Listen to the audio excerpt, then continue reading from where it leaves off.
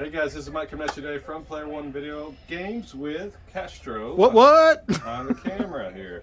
Once again, this is a new episode of Storytime with Mike. Today we're going to bring you 3 in 1. Awesome. 2 bad, 1 good. You Sorry. decide which one is which, and you'll find out which one is which for me as the video goes on. So we're going to be talking about the Sega CD, the 32X, and the Jaguar. To me, these all kind of roll into one for certain reasons. And okay, sorry we had to get the remote to turn down the TV here. I couldn't hear myself talk for this wonderful Sega CD. A sewer shark game going on. So we're going to talk about the Sega CD, the 32X, and the Atari Jaguar. Rawr. Look at these boxes, aren't they amazing? So we're going to start with the Sega CD. All right. That was the first one that came out of these 3. It came out in 1992, sometime in 92, probably late 92. Yeah, it was, because I remember I think I was still in tech school. I was almost done with tech school, and I was working at Marathon. Well, I was reading, this came out in Japan, I believe, like, 6 months or so, like everything did back then, before it came out in America. So you got to read in like Die Hard Game Pros and, Electronic Gaming Monthly, things like that. Got to read about it a little bit. So I knew it was coming out, but one thing that I got tricked on a little bit, not a little bit, a lot of it. And look, I was a savvy gamer. I knew what was going on, for the most part, with games. I've played them forever up to that point, my whole life. So when I saw pictures, okay, in the magazine, I went, whoa, that looks great. Mm-hmm. Like the one that really struck me was a game called Road Avengers. It was a in-car racing game, right?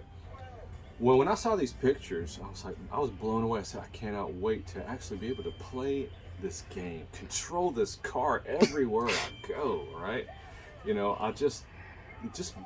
was so colorful and it looked amazing in the pictures, right? Right. What I didn't know, and at that time, because it was before it came out, was that it was like Dragonslayer. Mm-hmm. And for whatever reason, and I think the reason why is really and truly the Sega CD was a Genesis with CD quality sound. Yeah. So it really did not. There were some games that were a little bit better. Maybe they looked a little bit closer to, say, an Atari Jaguar. Ooh, hot take. Right? Something like that. I'd have to sit here and think about which games were that, maybe looked a little bit better compared to the Genesis counterpart. But I think the reason they pushed these full motion video games, they knew it really didn't have the power for the next generation, next level gaming. Like, in my mind, when I bought this, I kind of thought it was going to be like a PlayStation 1 a little bit, right? I knew it wasn't going to be that good, but I thought it was going to be close to the next level gaming. Yeah. This is before PlayStation 1 ever came out. Way before. This was 92. PlayStation came out 3 years later. So, I bought it. Right off the bat? Right off the bat, excuse me. Right off the bat. But what was crazy about this thing... The memories are choking him up. Sorry, folks. It's still choking me up how much I paid for this thing. $300. Look at that. It was a $300 add-on, right? You had to have a Genesis to play it. It's not a system in itself. No, it's not a system by itself. So you had to have a Genesis, and it was $300, right? So guess where I bought it from? This will be a surprise. Okay, not Babbage's. No, it was not anything I've ever mentioned on any video. No, okay. I'll just tell you. So, believe it or not, back in the early 90s, in the late 80s to early 90s, the most high-end, the best place to buy electronics in all of Houston was in Baybrook Mall, third floor Macy's, right? They had up to date, the latest technology. They had a laser disc in there. They had a sofa. You could watch the movies. They had games in there, but they mainly focused on systems and things like that. So it was a little bit hard to find one, just a little bit hard to find one of these. People were buying them, and so I bought I bought it at Macy's for $300, right? And back then there wasn't too many games on launch, like Sewer Shark. I think maybe came in it. I don't remember. One of the only games that I remember that was not full motion video was Chuck Rock. So I bought Chuck Rock, right? And so I get the thing home, and it came with I think it was Information Society. It was like a little demo CD with music on it. And I did that first. I went, oh, wow, listen to that clear sound, Information Society, Right. And so then I took it out and I put in Chuck Rock. And I went, what is going on here? This is just a Genesis game with CD quality sound. Mm-hmm. And the CD quality sound was not worth $300. $300. And I think this came out on launch, I believe. Mm-hmm. And I knew that was just going to be. And look at it. These are Genesis games with CD quality sound on it. And I did not want to play those anymore, really. I don't want to play Golden Axe, Streets of Rage 1, Reg, Shinobi, Columns, and Super Mario GP. Right, no, you wanted that next generation experience. Next generation experience. What I did not know, and they were Sega, the forces that be, was really pushing the full motion video games. Look how amazing they look. What they were doing, right? It wasn't even close to DVD quality. It's very pixelated. Video on CD, which was awful. There was hardly nothing you could do. There was no codecs or whatever they call that stuff to really run there was no codecs to really run a video on a CD that well. It just was going to be grainy. It didn't have didn't have enough room. It was compressed, So for the most part, what you got bombarded with was Dragonslayer type games. Sewer Shark. What you talking about? Willis.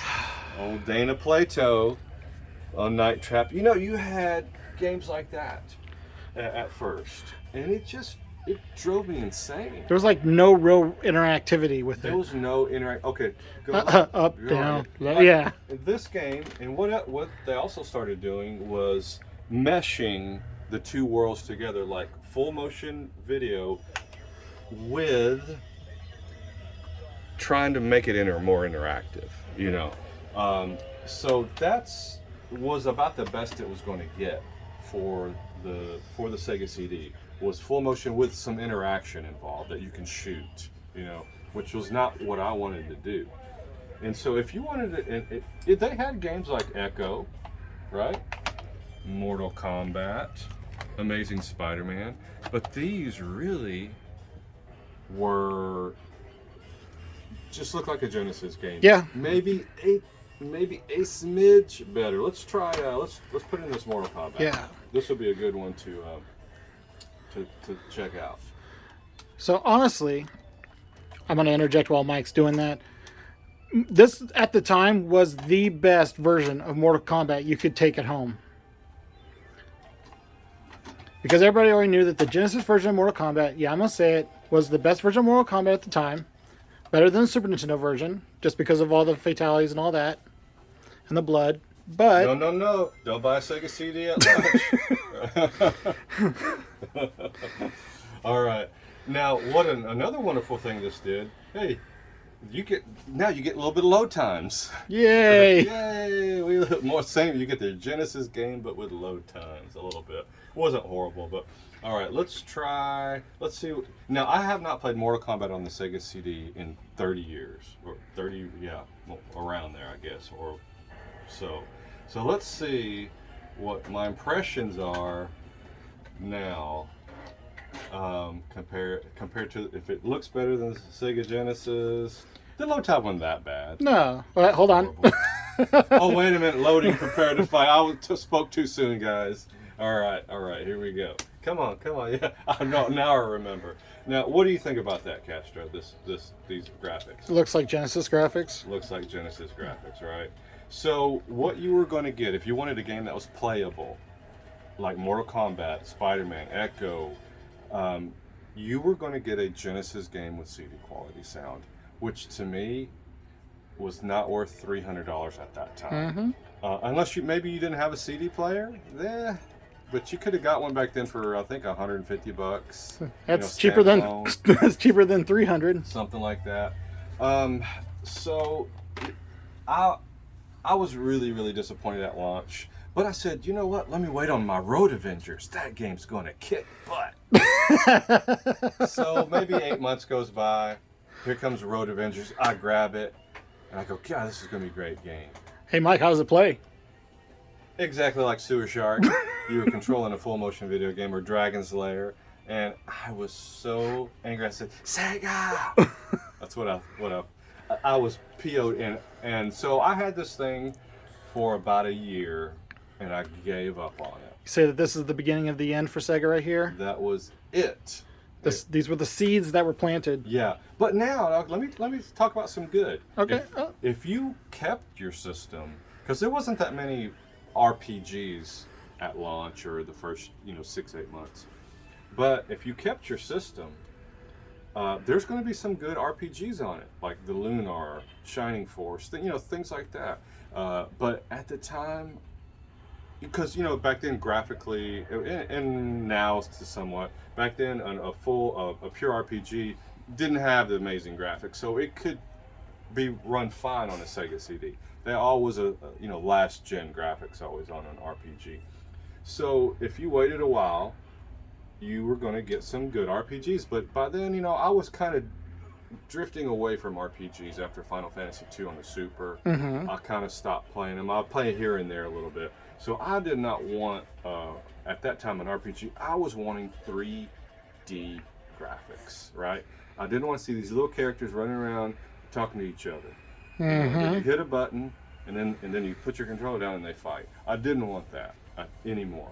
My first gameplay I ever played was in 1980 on a Apple text-based RPGs, and I loved them. Or Dungeons and Dragons on the Intellivision. Loved it. Loved that, loved RPGs all through the 80s. But then when 3D started coming around, I wanted 3D. I thought the Sega CD was going to give me that. Now, there are some games that are a notch better than Sega Genesis, like Batman.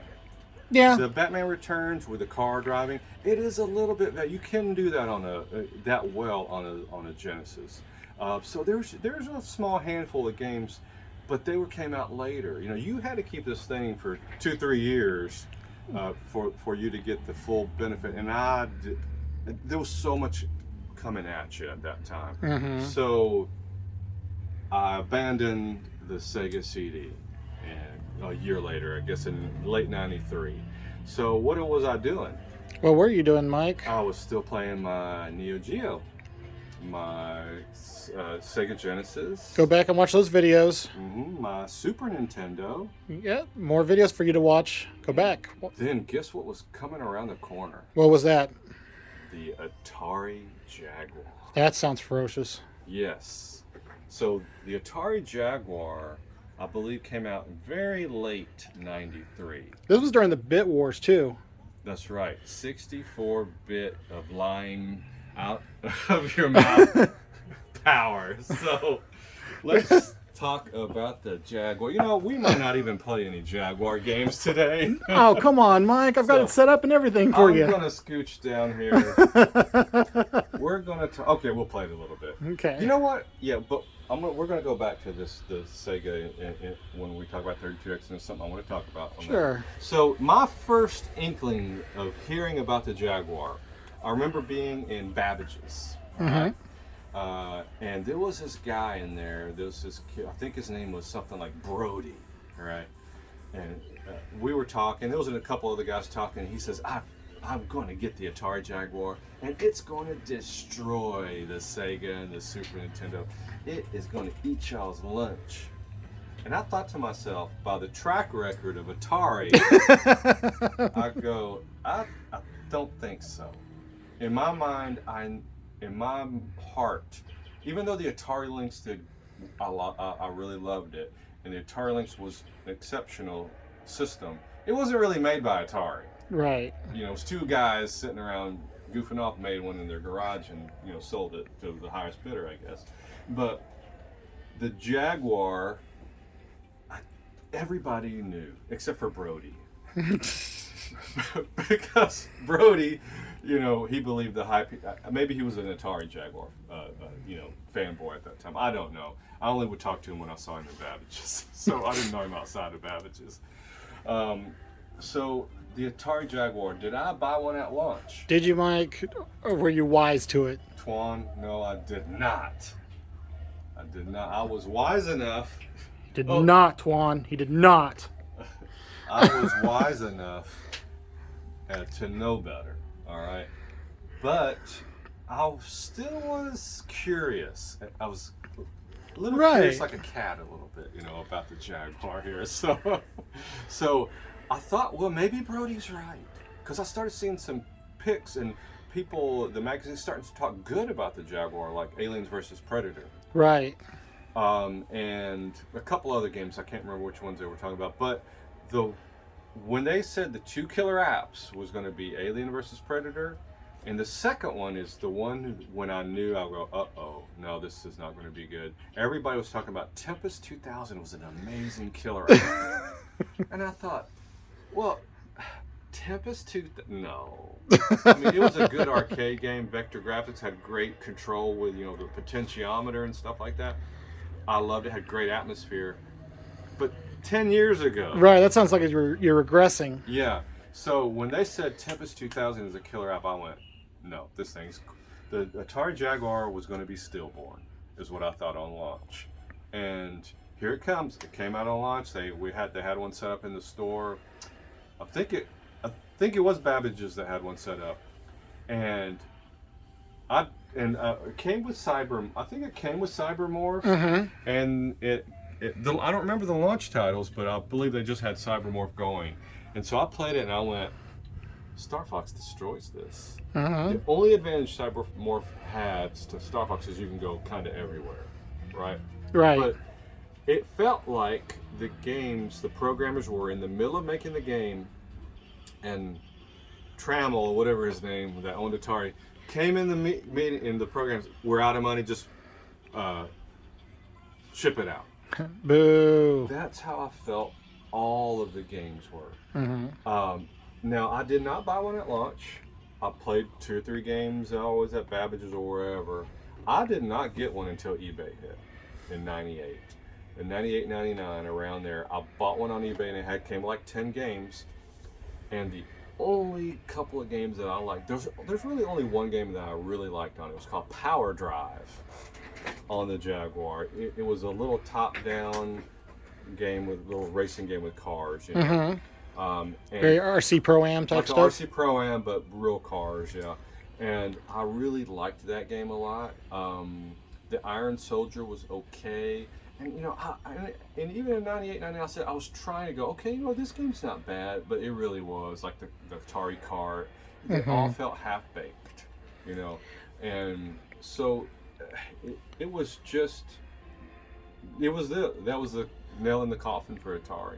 It was the Jaguar. So I never owned one at launch.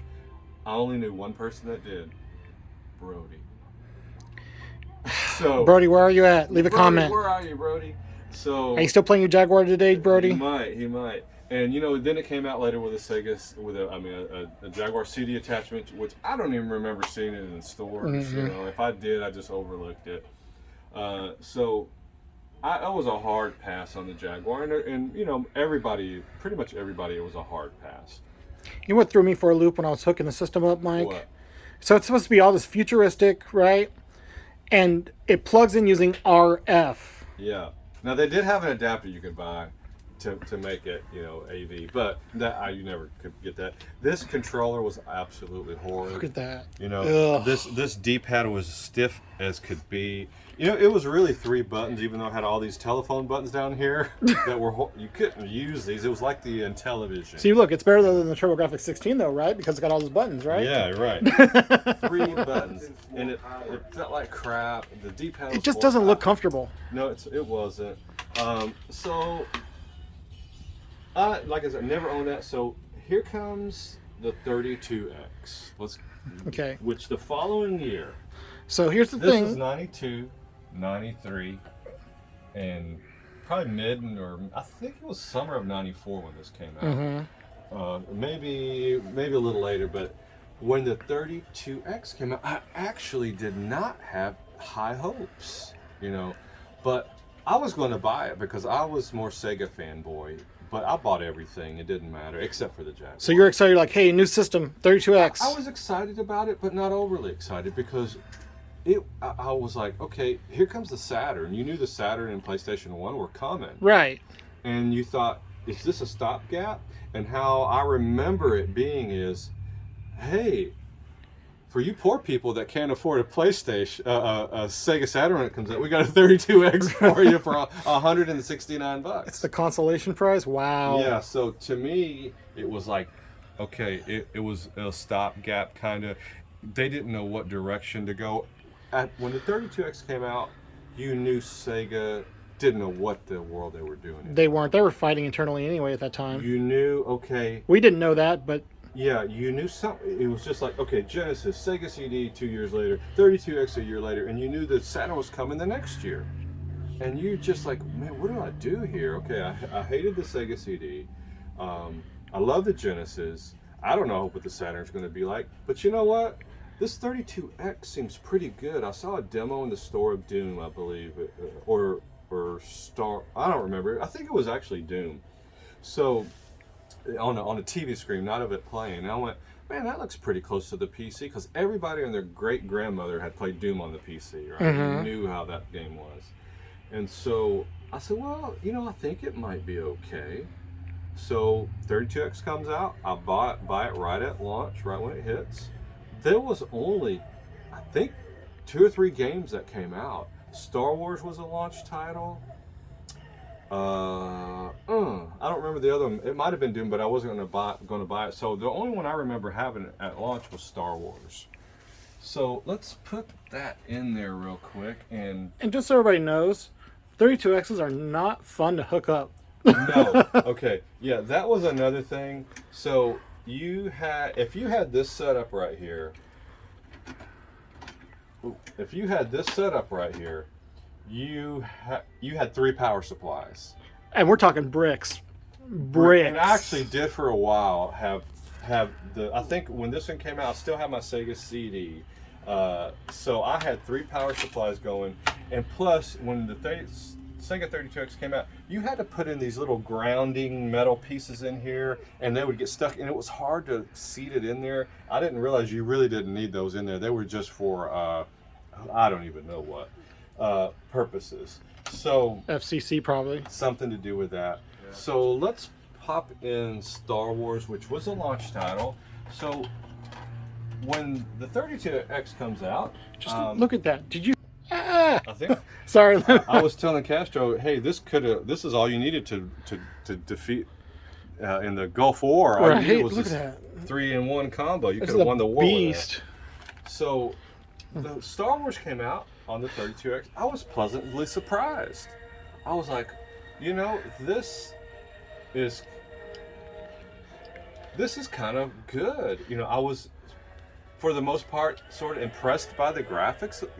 You know, I knew, but here's the thing with it. I did not have as high expectations with the 32X as the Sega CD. So my expectations were lowered at that point because I was so disappointed by the Sega CD. So when the 32X came out, what I really didn't realize exactly was, and see, you could not really do that on the, like if you played F-22 Interceptor on which is going to be the closest Genesis game to this, it was very slow. So you could not do this, on that system. But what on the Genesis really? So what I liked about, and I didn't realize it at the time, what I really liked about the 32X was that they stripped down all the garbage. You just had pure polygons, and the control was great. I didn't have time to dig out of my personal collection Shadow Squadron and Kolibri. If you look at Kolibri, that could be a Saturn game. It's a hummingbird shooter. Mm-hmm. And Shadow Squadron is like what I wished Star Fox would have been on the Super Nintendo, that you could go everywhere and shoot everything. I'll put a picture up, a video of the Kolibri and the Shadow Squadron in the corner here so you can see them. Should have brought them. But virtual racing. We don't have a virtual racing. No, we don't. No. Okay. Virtual racing was a really good game on the system. Good control, and the sound was good. They had a good sound chip in this 32X. Mm-hmm. It wasn't CD quality, but it was really good for a cartridge game. But here's the thing, the price wasn't too bad. It was $169. So that was affordable. The games were just your regular $50. That is, if you had a Genesis already. If you had a Genesis already, things like NBA Jam. It was just a little bit better. It had better sound, and you could see people's faces a little bit better, but it was not as good as the arcade, nowhere near. It was still kind of closer to Genesis or Super Nintendo than the arcade. R2! So, and I was never a Virtua Fighter fan, but it was kind of arcade quality. It was in the ballpark. You're finally getting your 3D. You were getting, that's right. That's why I liked it. I was getting my 3D stripped down to the polygon level. And I was like, I was really happy with it. It was very slow games coming out for it. I don't even know if there was 50 or 60 games that came out on the 32X. Maybe 50 games? I'm not sure. Something like that.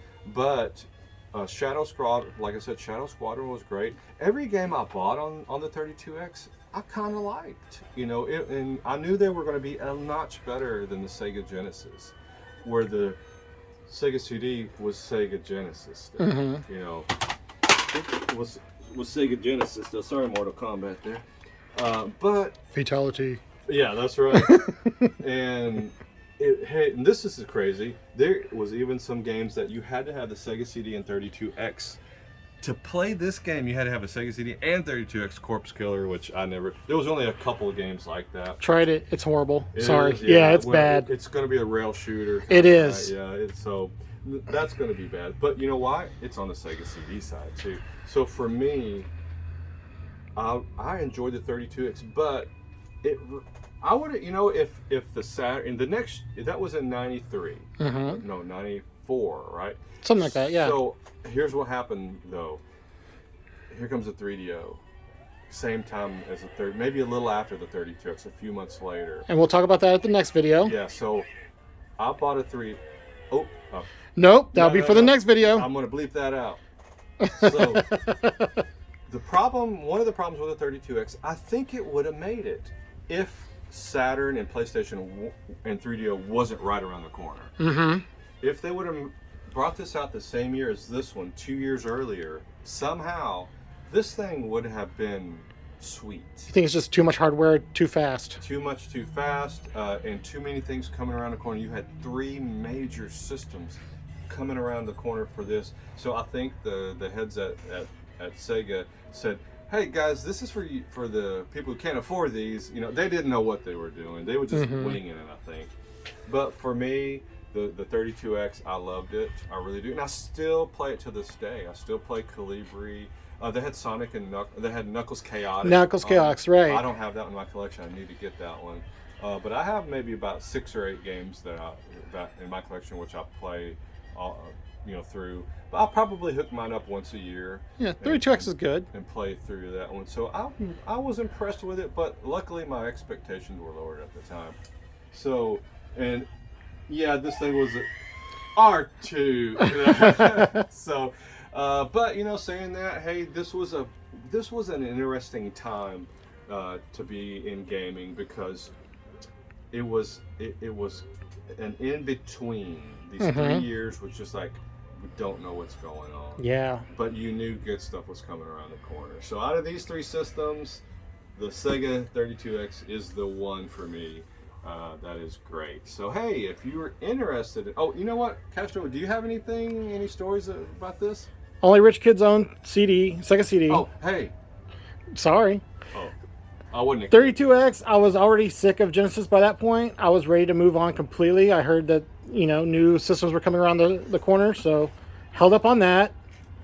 Jaguar, I never even see it. It was bad? I didn't even see it in the stores. The only time I ever saw the Jaguar was in a pawn shop, and it was running Alien vs. Predator. And I swear, that's like the only game that actually... That's the only game people ever talk about. Because the only one that actually uses the 32... Mm-hmm. The 2 32-bit chips that are in there. 2 16-bit chips? And there's 2 32 bits. 32 bits, that's right. And then there's a 16-bit chip that tries to conduct. Push it all. Yeah. But everybody just went, oh, look, there's a 16-bit chip. Let's develop with that. Yeah. So that's why this looks like That's a Genesis right here. But I think the Atari Jaguar, if they had money, time, and a good programmer, they could have made it okay. I think it would have just been a 32X. I think that I really do. I think that Atari, if the Tremuels weren't owning them, yeah, then it would have made it. I think, it's just bad management. Sorry. 32X is the best one out of these two, unless you really like RPGs, JRPG style. Then the Sega CD is going to be your best. Sega CD has quite a few games out there for it. These two don't.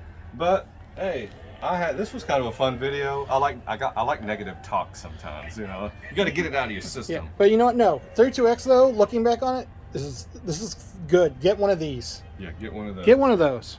All right, well, get a Genesis first, and then get one of those. You have to get a Genesis first. So you don't need a Sega CD. No, just a Genesis. So. Skip the CD. All right, guys, come on down to Player One. It'll be a great time.